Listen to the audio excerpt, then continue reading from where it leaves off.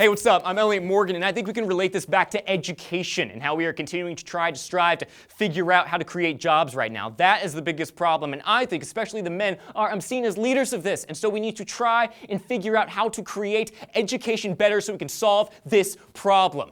Thank you. Miss Utah, out!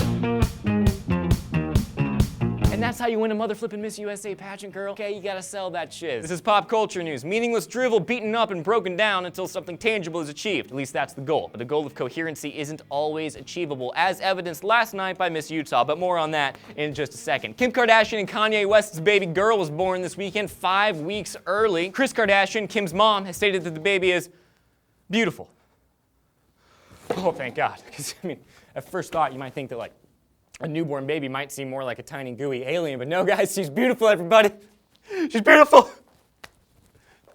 Now, here's the thing. Kanye West's baby was born prematurely on the same weekend that his new album, Yeezus, was prematurely leaked. Coincidence? We're not telling. Yeezus is actually pretty solid from what I've heard of it, but I have one problem with it. Like, call me old-fashioned, but I can't listen to a guy freaking repeatedly say I am a god without wanting to punch him in his face. I'm not a violent dude, but that pride crap has completely lost its novelty. Pride is to Kanye West what ridiculous outfits are to Lady Gaga. It doesn't look good on you, and if you just put it to the side a little bit, people could actually see how legitimately talented you are. Oh gosh, there's my rant on people no one cares about. Last night, the Miss USA pageant was held, apparently, and while it was Google It who took home the coveted title, it was Miss Utah who rocked the arena with that sweet answer to a question on salary inequality. I think we can relate this back to education and how we are continuing to try to strive to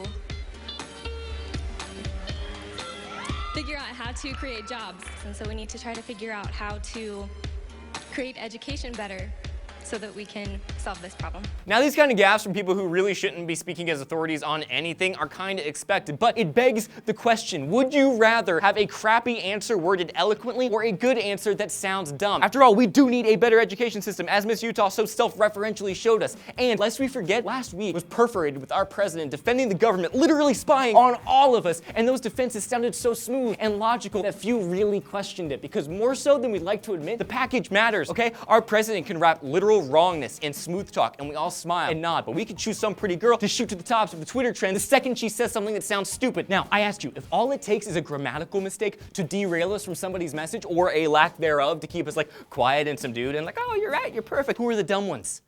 Us. Us are the dumb ones.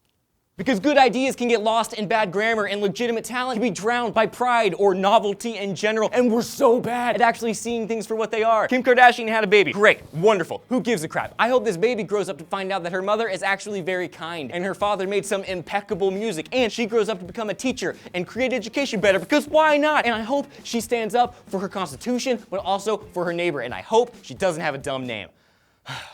That's all I got on that. I'm Elliot Morgan. Tell me the last time you saw through somebody's BS down below. And while you're down there, if you want to like and subscribe to the video, you're welcome to, but it's entirely up to you. Have a good day.